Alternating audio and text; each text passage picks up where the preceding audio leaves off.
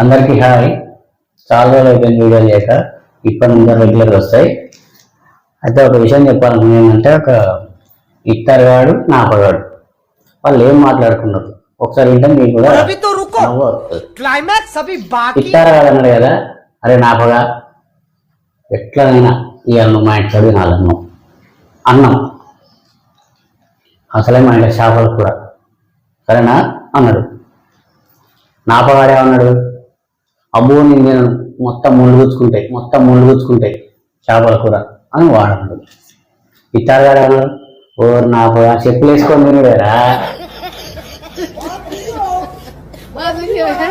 ఏం కాదు అని వాడన్నాడు. చూసిన వీళ్ళు మనసులా గాజులా ఏమన్నా చెప్పురు, అట్లున్న వ్యవహారం. కొంచెం సపోర్ట్ చేయండి, ఓకేనా?